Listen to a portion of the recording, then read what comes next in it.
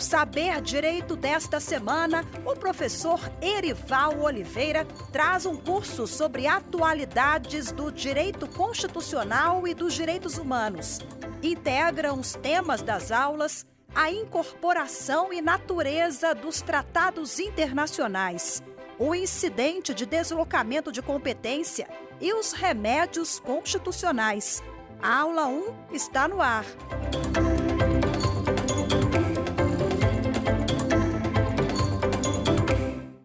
Olá pessoal, sejam bem-vindos ao programa Saber Direito da TV Justiça. Quem vos fala é o professor Erival da Silva Oliveira, professor de Direito Constitucional e Direitos Humanos para a OAB e para concursos, coordenador da segunda fase constitucional da MAS para admissão da OAB e professor da pós-graduação também.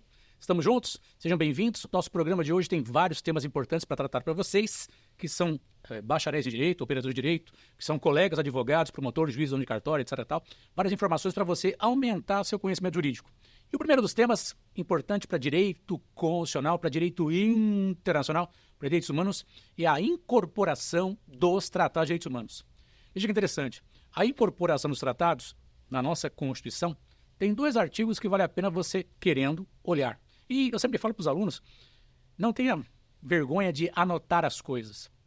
Os neurocientistas falam que você, escrevendo, está fixando por mais tempo algum assunto.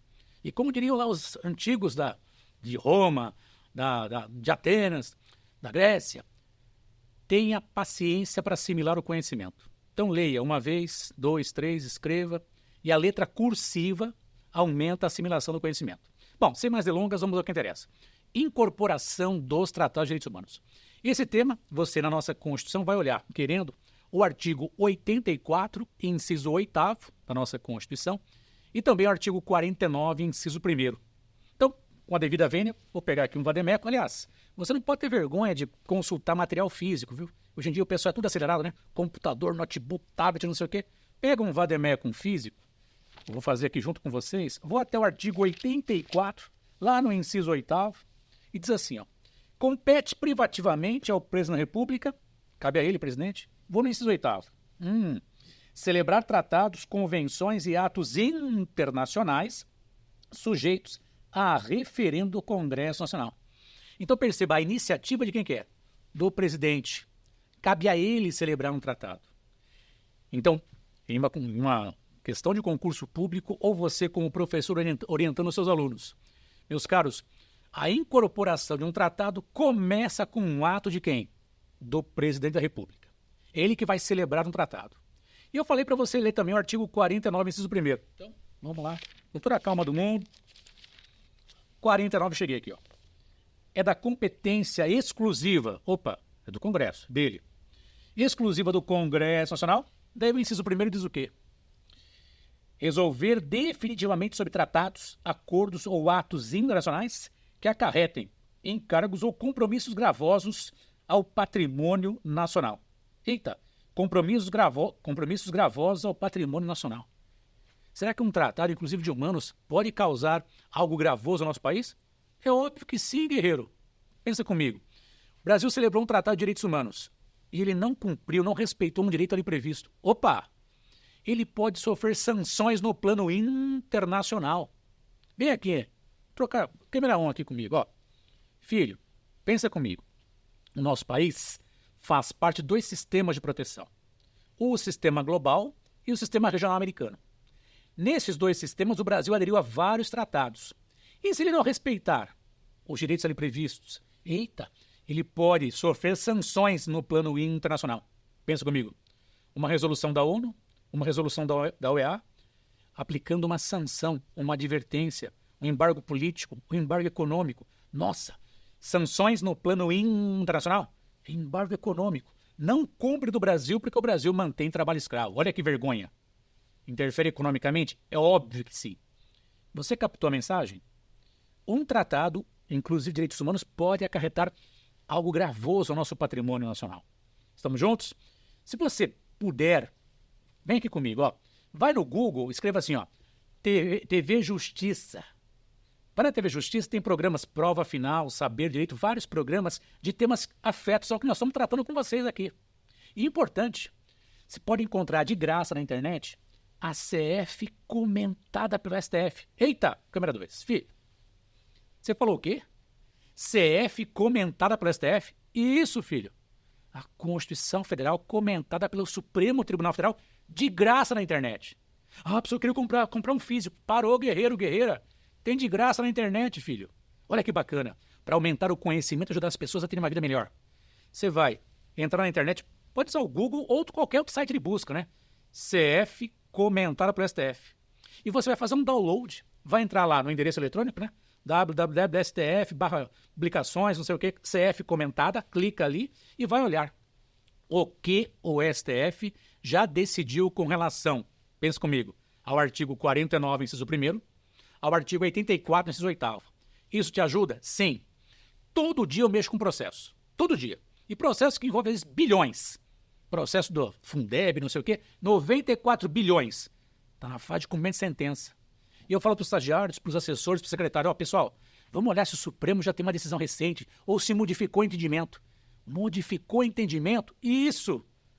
De graça você tem, de graça na internet, a CF, a Constituição Federal comentada pela STF. Olha que bacana. Um mecanismo de atualização da jurisprudência do Supremo Tribunal Federal. Daí você vai olhar o artigo 49, inciso 1º, o artigo 84, inciso 8º. Eita, você vai olhar o que o Supremo Tribunal Federal já decidiu com relação àquele tema. E quando você estiver ensinando os seus alunos, ou você agora está estudando, você vai aumentar o seu conhecimento. Eu sempre digo para os alunos, inclusive para os colegas profissionais, olha, vai fazer a petição inicial, lembra? Endereçamento, para quem você manda a ação. Preâmbulo, quem propõe qual ação em face de quem. Lembra? Depois, dos fatos, do direito, do pedido. Na parte do direito, você vai colocar aquela decisão do Supremo ou aquela súmula vinculante que te ajuda a mostrar para o juiz ou para o desembargador ou para o ministro, olha, o Supremo já disse que é desse jeito. Tem até súmula vinculante sobre o tema, guerreiro. Isso te ajuda. E lembrando de Rui Barbosa, né? Como assim? Camerão, vem aqui comigo, ó. Rui Barbosa, grande operador de direito brasileiro, dizia, quem tem razão escreve de modo claro e objetivo. Seja simples na sua linha de raciocínio. É o que o ministro Barroso recentemente orientou. Temos que fazer com que qualquer pessoa entenda a linguagem de uma petição inicial, de uma contestação, de uma apelação, de uma sentença, de um acórdão. É para facilitar o entendimento das pessoas. Isso é maravilhoso. Você não precisa ser rebuscado. Em francês, em alemão, não sei o quê. Vai no arroz com feijão, mesmo porque a nossa Constituição diz que a língua portuguesa é o idioma oficial do nosso país. Use a língua portuguesa. Não tenha vergonha do seu país. Um dos nossos problemas é que as pessoas têm vergonha do país. Nosso país é maravilhoso. É para ser a primeira ou segunda economia do mundo. 3 safras no ano só, filho. Mas o que atrapalha? Às vezes, as gestões para aquele tipo de ação têm um viés político momentâneo. Esquece projeto de longo tempo para a estrutura do país. É um projeto de governo, não de Estado, às vezes, você percebe. Mas esquece isso. Volta aqui, foco. Estou dizendo para vocês olharem na CF comentado o artigo 49, inciso 1º, 84, inciso 8º, e nas petições serem bem claros e objetivos. Coloca só uma jurisprudência, de preferência a que o Supremo Tribunal Federal está adotando. Estamos juntos? Vamos lá, voltei aqui. Filho, pensa contigo aqui. Muito simples. O presidente da República celebra um tratado. Ele vai fazer uma mensagem e vai enviar para o Congresso o tratado que ele celebrou. Ele ia celebrar e assinar, professor? Celebrou, assinou. Mas é óbvio que muitas pessoas trabalharam junto com ele. O Ministério das Relações Exteriores, a Casa Civil, um ministério importante como o Ministério da Justiça ou o Ministério do Meio Ambiente, porque aquela matéria afeta o meio ambiente. Mas quem celebra é ele. Fez a mensagem e mandou para o Congresso. O Congresso recebe a mensagem, que tem o tratado celebrado, e vai fazer um decreto legislativo para ser votado na Câmara dos Deputados, para ser votado no Senado. Até aí, tudo bem? Comigo? O presidente da República celebrou o tratado, fez uma mensagem e mandou para o Congresso. Vai receber, vai editar um decreto legislativo. Editar significa fazer, filho. Vai editar um decreto legislativo, vai ser aprovado pela Câmara dos Deputados, vai ser aprovado pelo Senado. Aprovar o decreto legislativo vai ser enviado para o presidente fazer um decreto presidencial para a incorporação/homologação do tratado. Se você guardar isso, já está ótimo para fins de concursos públicos que você venha prestar, ou você como profissional de direito, ou você como colega professor. Para quem não me conhece, fala assim, pô, Erival, você está aí, né, dando aula no STF, dando aula em cursos de pós-graduação assim, aqui. Mas se você olhar lá atrás, eu sou de origem humilde, cara. Escola municipal, estadual, tive que pagar a faculdade para chegar aqui. Mas você não pode ter vergonha nem preguiça. Se você tiver dedicação, você vai chegar lá. Neste momento, leu artigo 49, inciso 1º. Artigo 84, inciso 8º. Viu que o Supremo Tribunal Federal já decidiu com relação ao tema. O presidente da República celebra, o Congresso aprova um decreto legislativo, aprovou e envia para o presidente fazer um decreto presidencial para a incorporação do tratado. Você pode perguntar, mas este caminho é o caminho referendado, validado pelo Supremo Tribunal Federal? Óbvio que sim. Camarão, vou pedir vênia e vou ler uma decisão do ministro Celso de Mello. O ministro Celso de Mello foi meu professor, inclusive, professor aqui no Damásio, onde eu dou aula, e vou ler um pedacinho da decisão do Supremo, o ministro Celso de Mello, da ADI 1480, lá de julgamento em 4 de setembro de 1997. Olha o que o ministro Celso de Mello colocou lá no seu acordo. O exame da vigente Constituição Federal permite constatar que a execução dos tratados internacionais e sua incorporação à ordem jurídica interna decorrem, no sistema adotado pelo Brasil, de um ato subjetivamente complexo, resultante da conjugação de duas vontades homogêneas. A do Congresso Nacional, que resolve definitivamente, mediante decreto legislativo, sobre tratados, acordos ou atos internacionais, abram parênteses, né? CF, artigo 49, inciso 1º, fecha parênteses, e a do Presidente da República, que, além de poder celebrar esses atos de direito internacional, abre parênteses, CF, artigo 84, 18º, fecha parênteses, também dispõe, enquanto chefe de Estado, que é da competência para promulgá-los mediante decreto. Percebeu? Eu falei do presidente, eu falei do Congresso Nacional, estou falando do presidente, promulgá-los mediante decreto. Então, se você tiver interesse, é só pesquisar na internet. STF, ADIM, ou ADI, que significa Ação Direta de Inconstitucionalidade, 1480, julgamento em 4 de setembro de 1997, relator, ministro Celso de Mello. Você percebeu? A jurisprudência do Supremo caminha junto com aquilo que eu acabei de falar para vocês, que está na nossa Constituição Federal. Estamos juntos? Beleza. Voltando aqui. Meu caro, minha cara, você percebeu que eu tenho duas vontades, a do presidente, a do Congresso, depois do presidente outra vez, para incorporar um tratado, que pode ser tratado econômico, tratado de direitos humanos, um documento internacional. E perceba, esse documento internacional pode ser um tratado bilateral ou multilateral. Multilateral, várias partes. Pensa num tratado de direitos humanos, que é o mais comum se perguntar em concurso hoje em dia. Ele passou pelo presidente, pelo Congresso, pelo presidente e foi incorporado. Então, para fechar essa parte inicial com relação à incorporação no tratado, imploro para você ler os artigos 49, inciso 1º, 84, inciso 8º. E se você for esperto, pega lá o seu caderno e vai copiar. Ah, professor, mas isso é muito demodê, ficar copiando. Eu sou da geração de internet, no WhatsApp, aqui não sei o que e tal. Filho, é para o seu bem. Eu trabalho com pessoas extremamente inteligentes, procuradores da República, desembargadores, ministros, etc. Pessoas que estudaram a vida inteira. E eles falam, às vezes, vai visitar, olha aqui, Erival, meu caderninho de estudos da minha época, eu fiz cursinho, não sei o que e tal. Meu caderninho da faculdade, o cara guarda o caderno. Eita, porque aquilo ajudou a melhorar a sua caligrafia, até para você assimilar o conhecimento. Minha letra é muito feia. Mas o que eu faço? Uso letra de forma. Porque num concurso, ou para você demonstrar para outra parte, se ele entender o que ali está, tá ótimo. Mas, professor, hoje em dia é processo digital. Eu sei, filho, que é processo digital. Todo dia eu chego lá na minha caixa, no sistema do MPF, coloco lá minha senha, entro, tá lá no PJE ou no Sistema Único do MPF. Para quem não sabe, eu sou assessor jurídico do Ministério Público Federal aqui em São Paulo. Todo dia eu mexo com processo, todo dia. PJE ou no Sistema Único.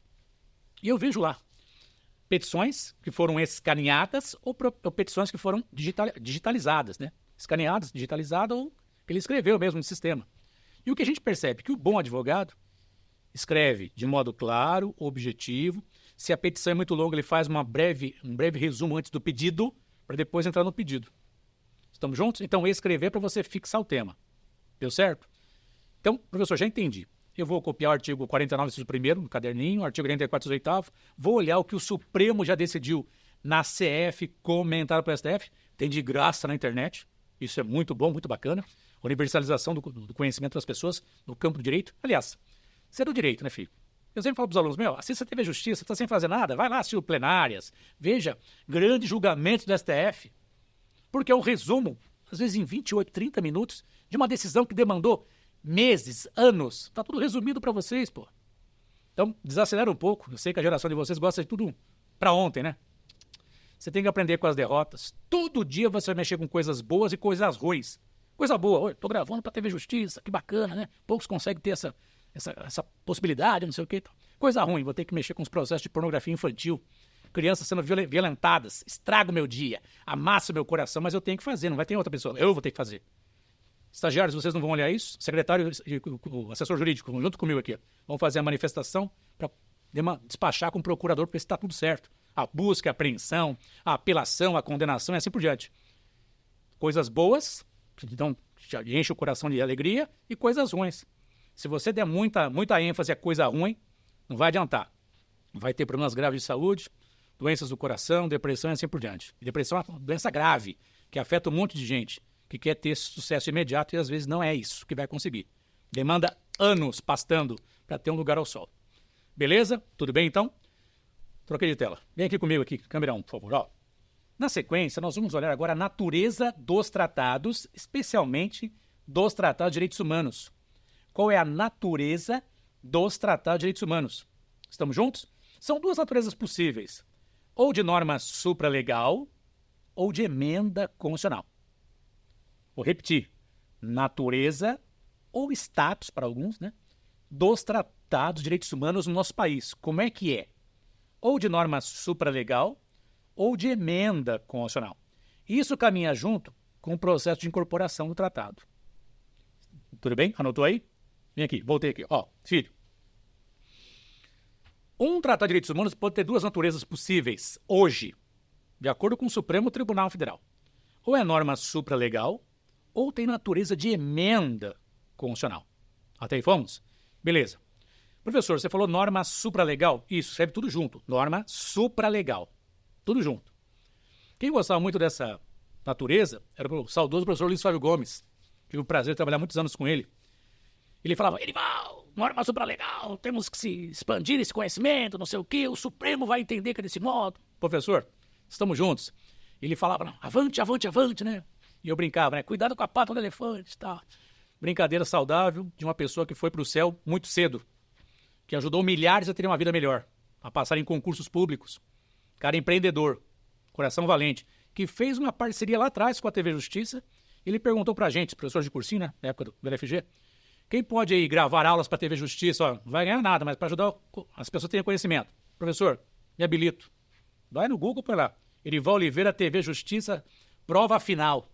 Dezenas de aulas. Sem ganhar nada, para ajudar as pessoas. Porque é assim que se faz um país melhor. Você fazendo a sua atividade para ajudar as pessoas. Você como advogado, promotor, juiz, dono de cartório, etc. Tal. E ele falava lá, norma supralegal. Precisamos expandir esse conhecimento aqui na norma supralegal. De modo simples e objetivo, anota no caderno. E uma norma supralegal? É uma norma acima das leis, mas abaixo da Constituição. Não entendi. Escreve. É uma norma acima das leis, vírgula, mas abaixo da Constituição. Ela tem um status diferenciado. Professor, ela está acima do Código Civil, do Código Penal? Tá acima do Código Civil, Código Penal, Código de Processo Civil, Código de Processo Penal, tá acima. E está logo abaixo de quem? Logo abaixo da Constituição. Logo abaixo. Então, professor, em uma petição inicial, em um concurso público, numa segunda fase da OAB, de concurso e tal, na petição inicial, você coloca lá. Tal tema é previsto no artigo tal da Constituição. Citou a Constituição. Por exemplo, direito de reunião. No artigo 5º, inciso tal. Pode parafrasear ou pode copiar. Na sequência, você pode citar, por exemplo, a Convenção Americana de Direitos Humanos, Decreto 678/92. Essa Convenção Americana, o famoso Pacto de São José da Costa Rica, é norma supralegal. O que é isso? Uma norma acima das leis, mas abaixo da Constituição. Vou repetir. Uma norma acima das leis, mas abaixo da Constituição. E você me pergunta, amado mestre, para ter esse status, essa natureza, o que é necessário? Daí você vai anotar assim no caderninho, põe assim, ó, cuidado. 2 pontinhos. Escreva assim, do jeito que eu estou falando. O Tratado de Direitos Humanos é referendado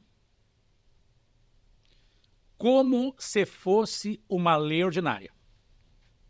Conseguiu? Vou repetir. Cuidado, 2 pontinhos.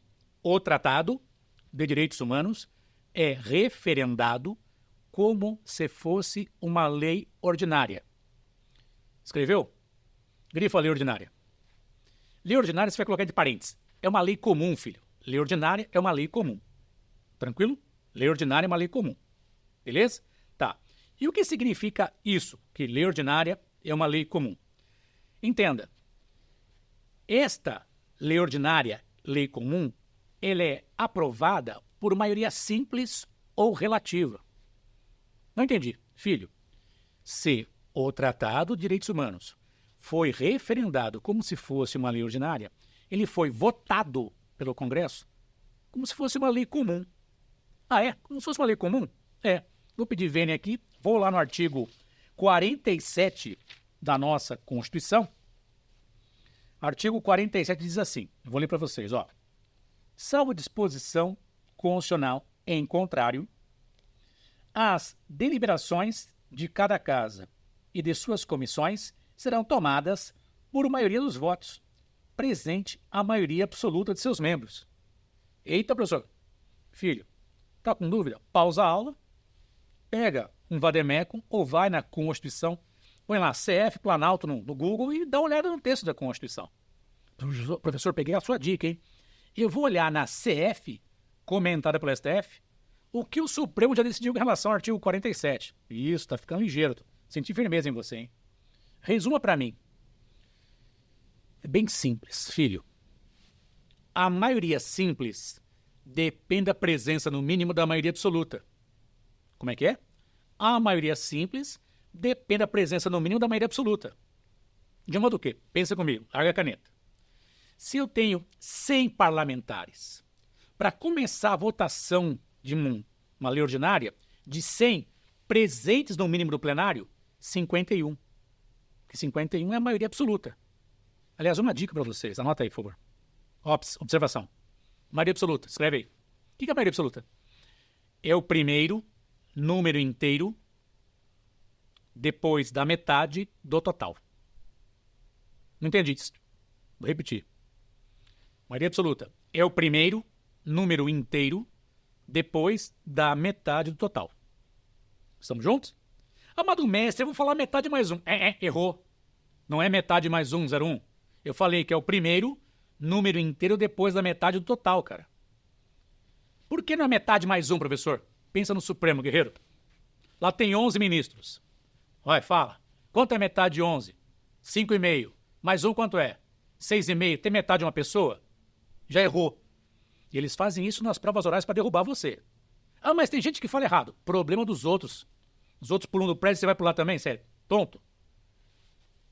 Por misericórdia, maioria absoluta é o primeiro número inteiro depois da metade do total. Tranquilo?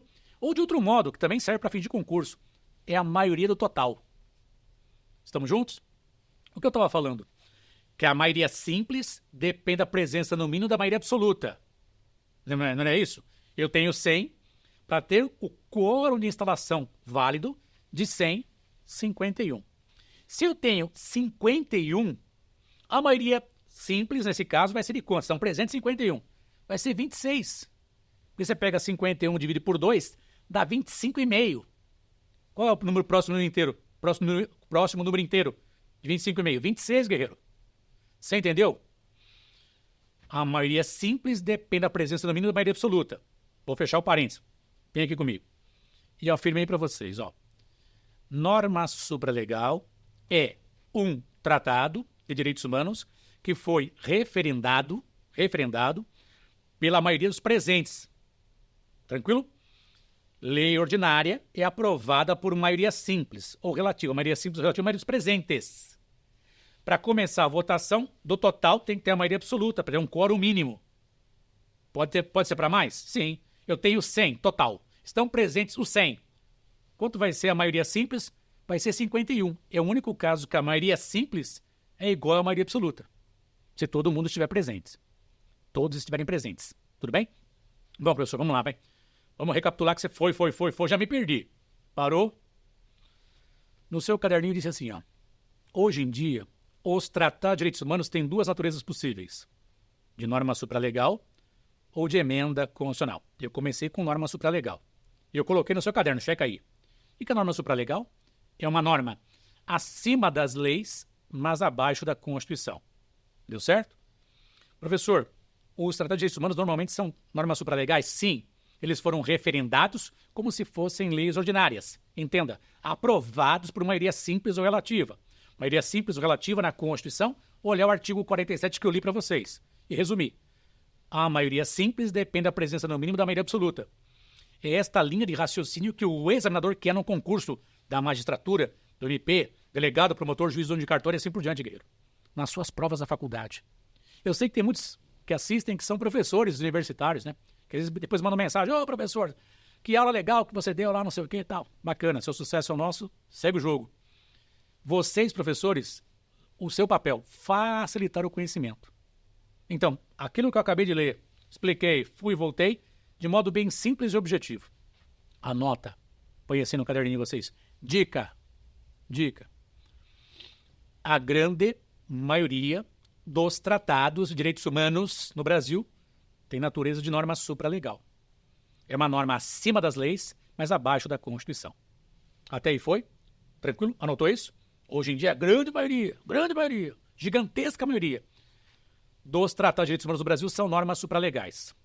Captou? Larga a caneta. Professor, norma supralegal, beleza. A grande parte dos tratados. O tratado é referendado como se fosse uma lei ordinária? Sim, grande maioria. Exemplos bons, né? Convenção Americana de Direitos Humanos, Estatuto de Roma, Pacto Internacional de Direitos Civis e Políticos, Pacto Internacional de Direitos Econômicos, Sociais e Culturais, Protocolo de San Salvador, tudo norma supralegal. Agora, por favor, pula uma linha e escreva assim, cuidado. Porque agora eu vou contar o histórico para vocês. Antigamente, não era norma supralegal. Decisão do Supremo Tribunal Federal de 1977 até 2008. De 1977 até 2008, o Tratado de Urbanos era equivalente a uma lei ordinária. Ah, então já foi lei ordinária. Sim, guerreiro, guerreira. Você pega um concurso antigo de promotor, juiz ou de cartório, não sei o que, tá. Ah, professor, você ensinou errado. Um Tratado de Urbanos é equivalente a uma lei ordinária. Não, filho. Historicamente já foi. Hoje é norma supralegal. Mas antigamente era como se fosse uma lei ordinária. Sim. Até aí, beleza? Professor, mas esse negócio de norma supralegal, quando é que se intensificou pela doutrina e jurisprudência e quando foi pacificado? Aí é importante, né? Se você quiser anotar, você vai pesquisar o RE. RE é recurso extraordinário, né, filho? RE 46343-1/São Paulo. Recurso extraordinário 466-343-1/São Paulo. Deu certo? 466-343-1/São Paulo. No julgamento desse recurso extraordinário, o Supremo Tribunal Federal, lá em 2008, entendeu que era norma supralegal. Lá em 2008, era norma supralegal. RE 466-343-1/São Paulo. Se você quiser anotar para pesquisar, também você pode encontrar referência a essa terminologia de norma supralegal também no HC 87585, no HC 92566, no HC 94935. E nesses julgamentos desses habeas corpus, HC 87585, HC 92566, HC 94935. o Supremo adotando a terminologia de norma supralegal. E no famoso recurso extraordinário 466-343-1 São Paulo. Supremo Tribunal Federal está julgando o caso concreto que envolve prisão civil por dívida. De um lado, o texto da Constituição, artigo 5º, inciso 67. Do outro lado, a Convenção Americana de Direitos Humanos. E a Convenção Americana de Direitos Humanos, artigo 7º, inciso 7º ou item 7. Professor, qual que é o texto da Convenção Americana? Eu vou pedir vênia, vou aqui no meu vademécum, vou localizar o decreto 678, com toda a calma do mundo, o decreto 678 de 92, que é a Convenção Americana. Vou na página respectiva, com toda a calma, 610, localizei. Vou ler para vocês. O artigo 7º da Convenção Americana diz assim: direito à liberdade pessoal. O inciso 7º, agora presta atenção, porque pode ser inciso 7º, parágrafo 7º ou item 7. Não tem um padrão para classificação da subdivisão da Convenção Americana. O correto seria inciso 7º, mas em concurso você encontra parágrafo 7º ou item 7. Diz assim, ó, artigo 7º, item 7, o decreto 678 de 92, que é a Convenção Americana, também chamada de Pacto de São José da Costa Rica. Diz assim, ó, ninguém deve ser detido por dívidas. Este princípio não limita os mandados de autoridade judiciária competente expedidos em virtude de inadimplemento de obrigação alimentar. Vou repetir. Ninguém deve ser detido por dívidas, vírgula.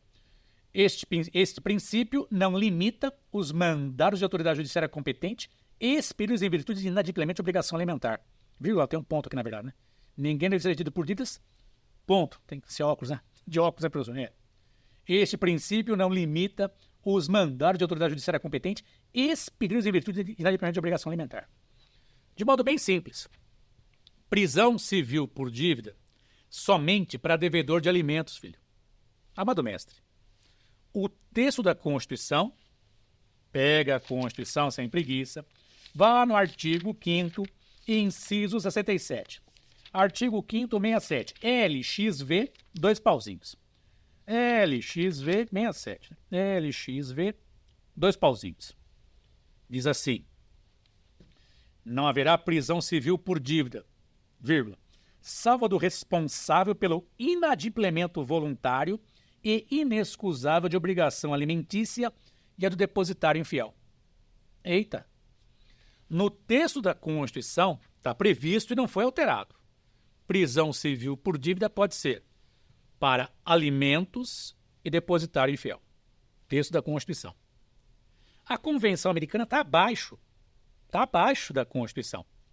E no artigo 7º, inciso 7º, item 7, parágrafo 7º, já falei para você, cara. Prisão civil por dívida só para obrigação alimentar, só para alimentos. Daí tem um fenômeno chamado mutação constitucional. Vem aqui comigo, não, ó, filho. Mutação constitucional tem a ver com a interpretação, especialmente de quem? Do Supremo Tribunal Federal, filho.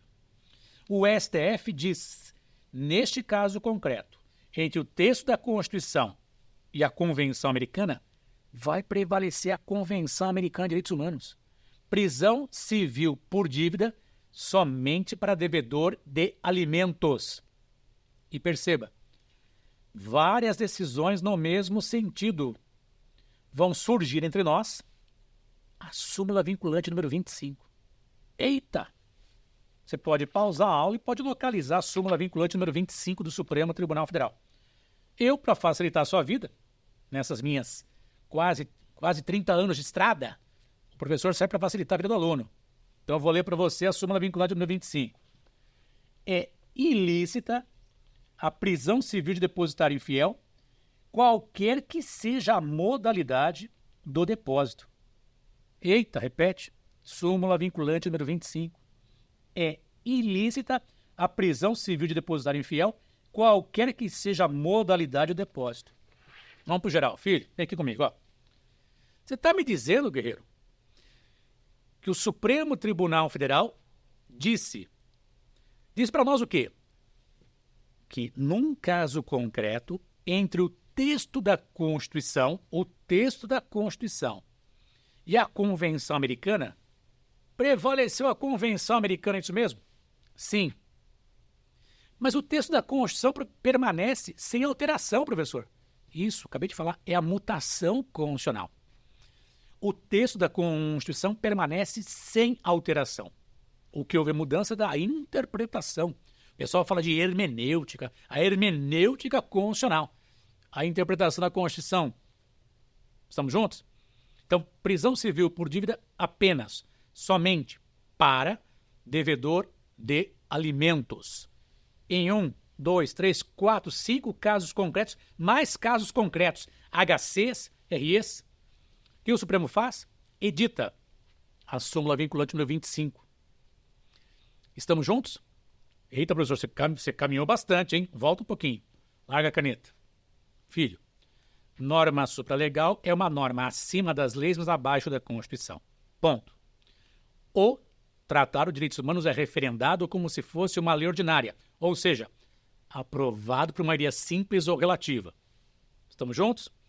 Antigamente, um Tratado de Humanos era equivalente a uma lei ordinária, de natureza de lei ordinária, de 1977 até 2008.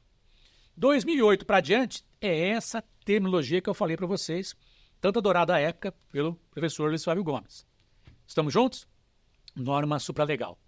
Detalhe, várias decisões no mesmo sentido fizeram nascer a súmula vinculante número 25. É ilícita qualquer modalidade de prisão civil por dívida do depositário infiel. Caminhamos? Você percebeu que eu volto? Por que eu faço isso? Para você assimilar o conhecimento. Estava conversando com os amigos aqui na gravação. E é importante. Os alunos hoje querem informações rápidas. 25 minutos, 5 minutos, 10 minutos. Tem um matemático chamado Khan, lá na Índia, fazia videozinhos de 5 minutos. O pessoal se acostuma com informação rápida.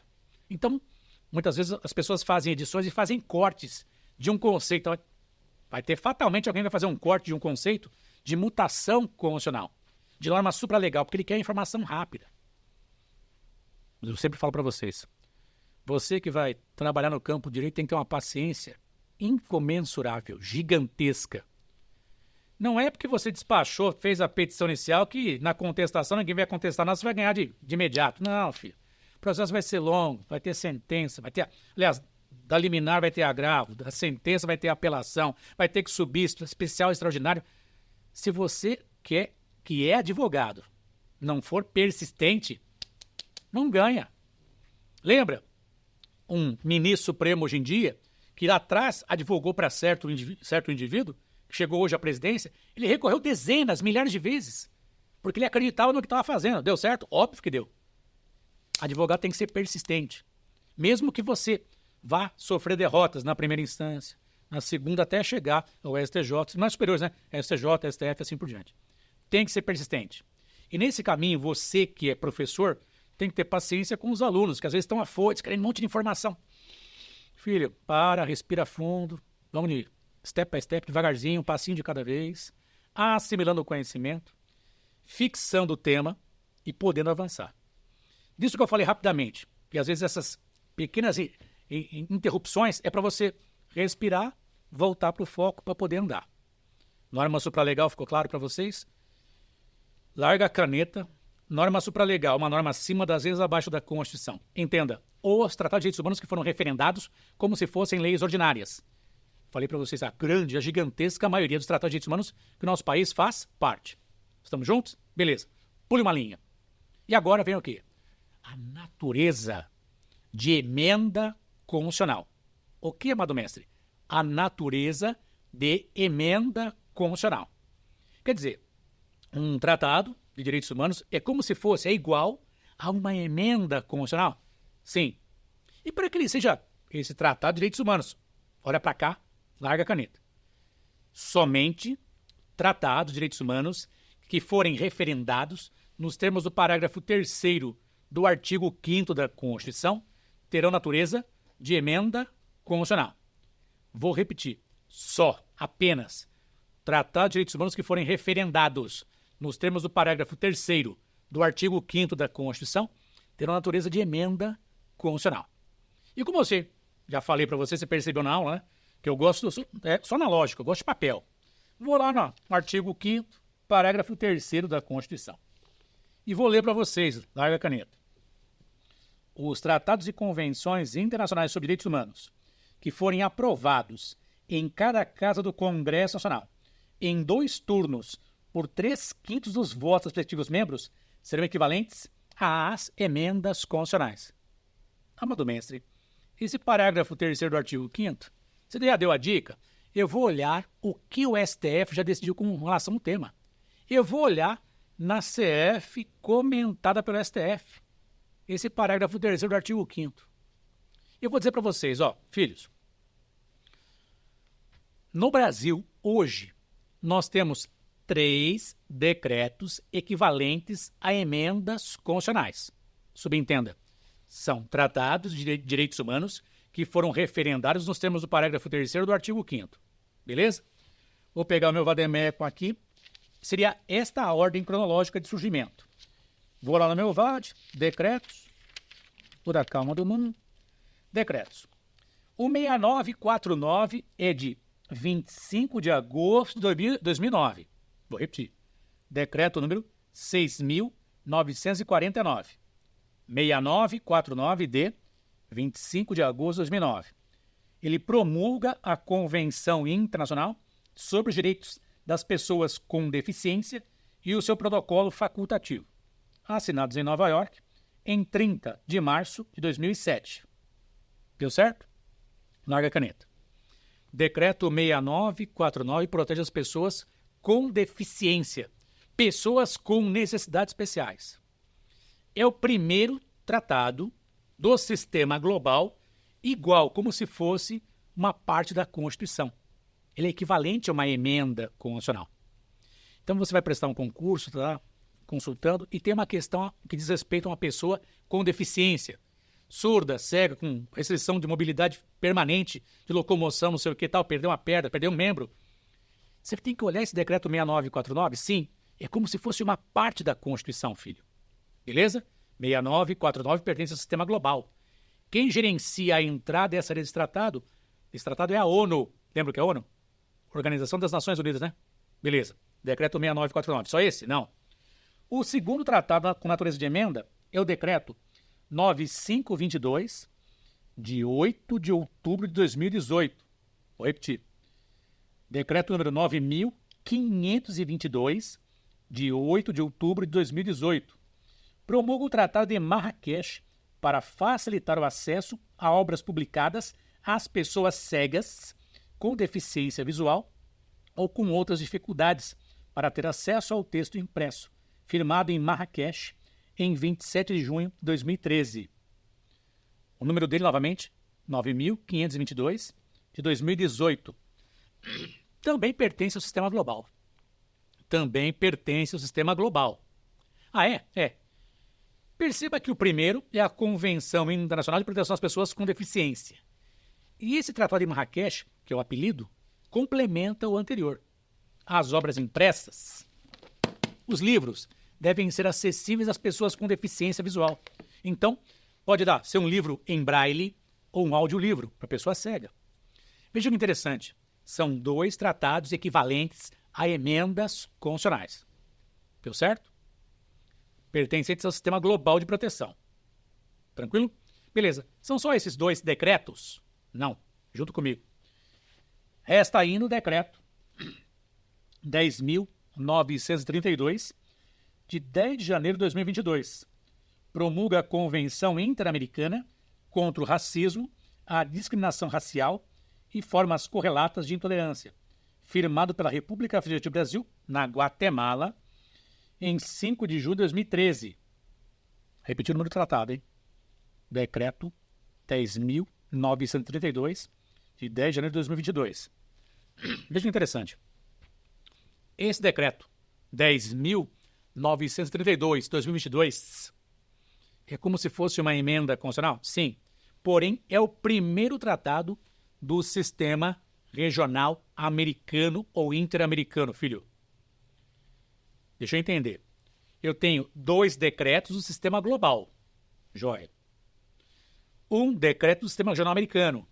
Este último, de modo bem simples e objetivo, é a Convenção de Combate ao Racismo do sistema da OEA. E aqui é uma dica, hein?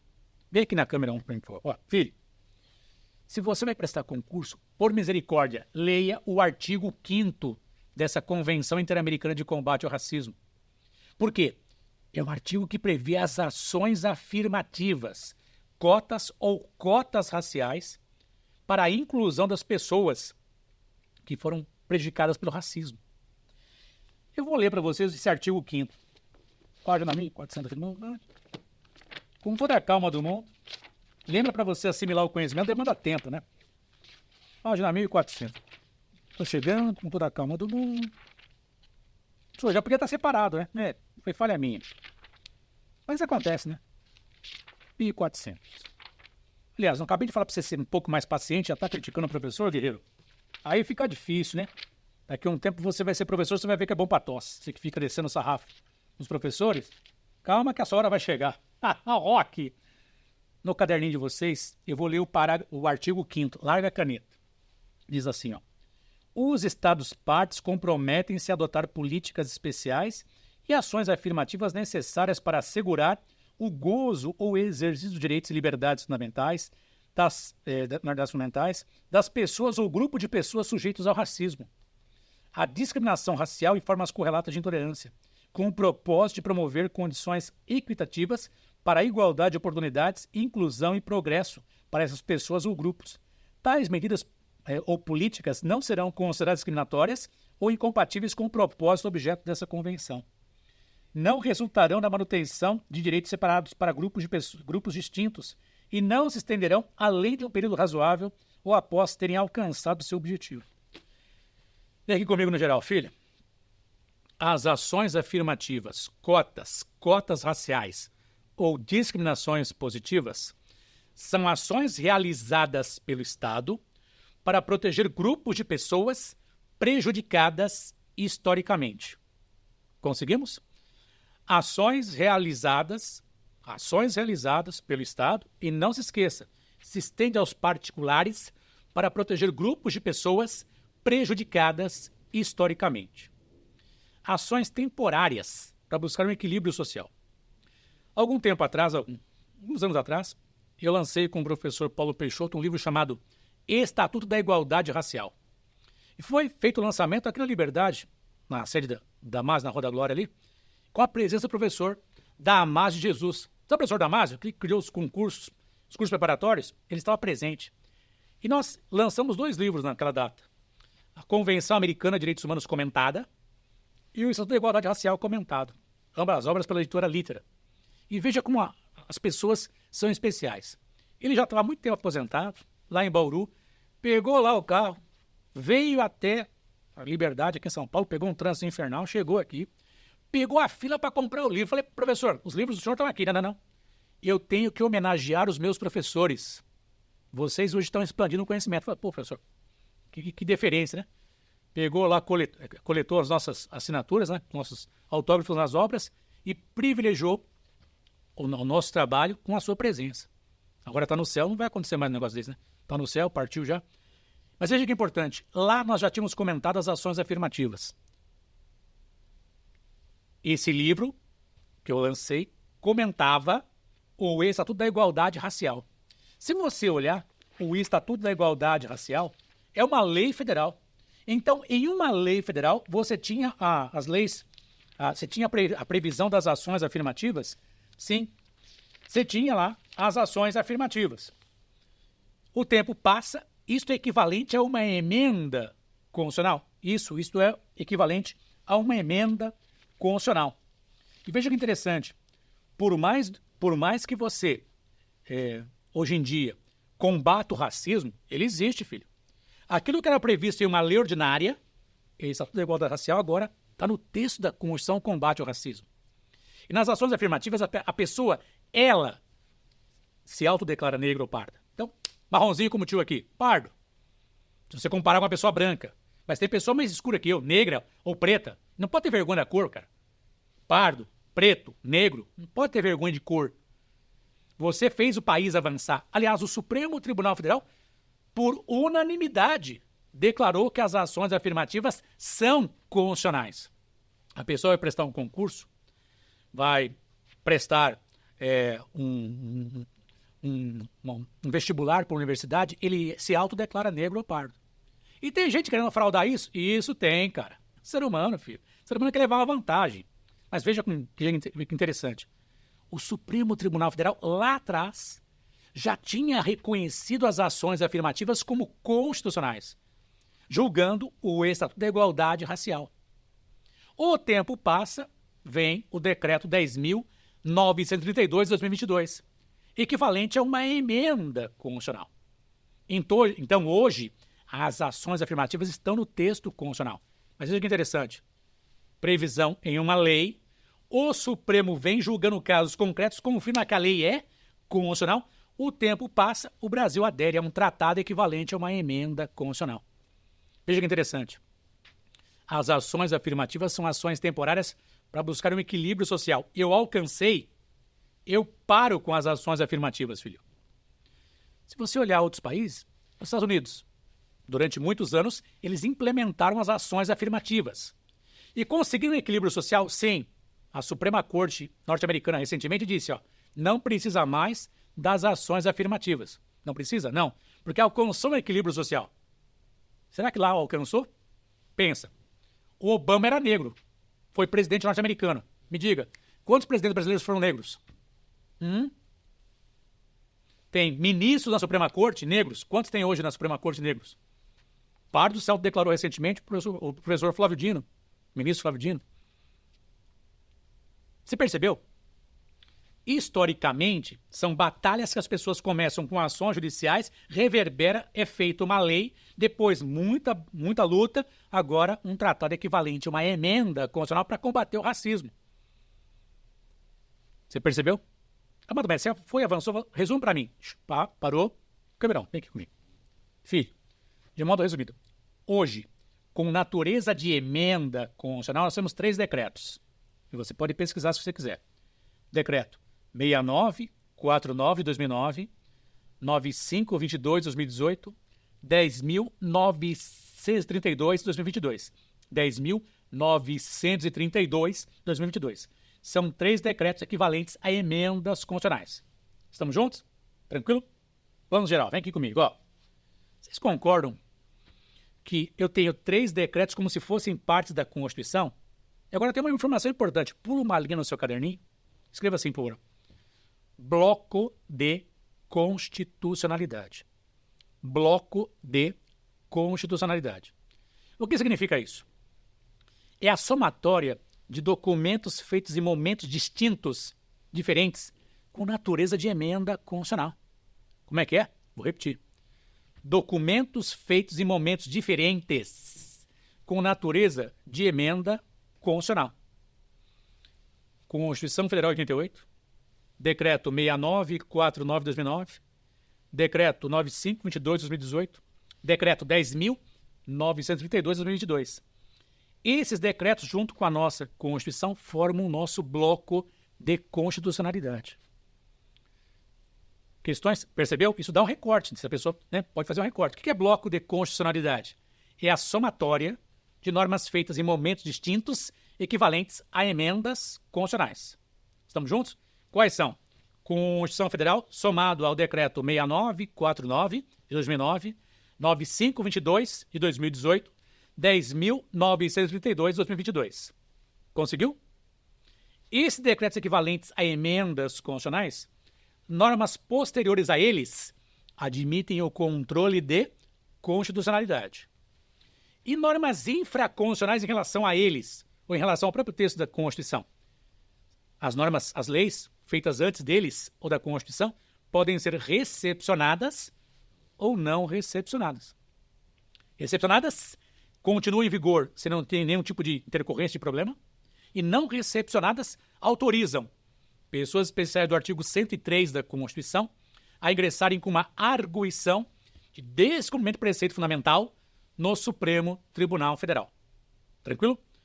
Para fim de concurso, de norma não recepcionada, é uma norma anterior à Constituição ou a esses decretos equivalentes a emendas constitucionais, não recepcionado porque, por exemplo, é uma lei e contém direitos que afrontam direitos da Constituição ou desses decretos equivalentes a emendas.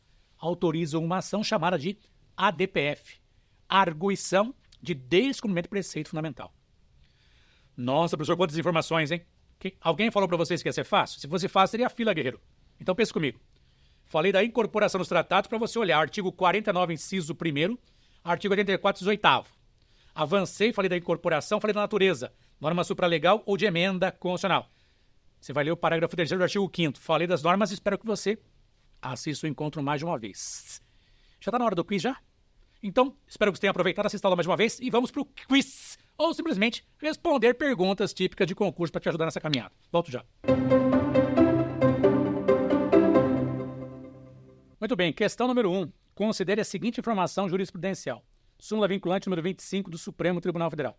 É ilícita a prisão civil de depositário infiel, qualquer que seja a modalidade de depósito. Os debates no STF, que levaram à alteração de sua própria jurisprudência e a adoção da súmula acima, consagraram a prevalência do Pacto de São José da Costa Rica e de sua proibição de prisão civil. Artigo 7º, item 7 do Pacto. Assinale a opção que contém a tese majoritária que fundamentou a decisão do STF. Letra A. A natureza supraconstitucional das convenções de direitos humanos, já que estas são universais e possuem força vinculante. B. A natureza constitucional das convenções de direitos humanos, que no Brasil decorrem do artigo 5º, parágrafo 2º da Constituição. C. A natureza supralegal das convenções de direitos humanos, que faz com que elas sejam hierarquicamente superiores ao Código Civil e ao de Processo Civil. Muito bem, gente. Esta questão, número 1, a correta é a letra C de campeão. Os dois primeiros tratados sobre direitos humanos aprovados de acordo com o rito especial do artigo 5º, parágrafo 3º da Constituição, introduzido pela Emenda Constitucional 45, foram, letra A diz assim, a Convenção sobre os Direitos das Pessoas com Deficiência e o Protocolo Facultativo, a Convenção sobre os Direitos das Pessoas com Deficiência. Letra B, Protocolo Facultativo do Pacto Internacional de Direitos Econômicos, Sociais e Culturais e o Protocolo relativo ao Estatuto dos Refugiados.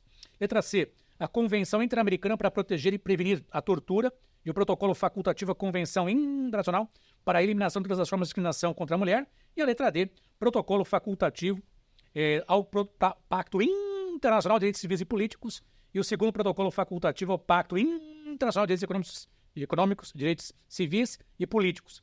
São 4 alternativas, mas a correta é a letra A. Por que é a letra A? Se vocês forem pesquisar, como eu disse anteriormente, é a letra A porque os dois primeiros tratados equivalentes a emendas constitucionais estão no Decreto 6949 de 2009.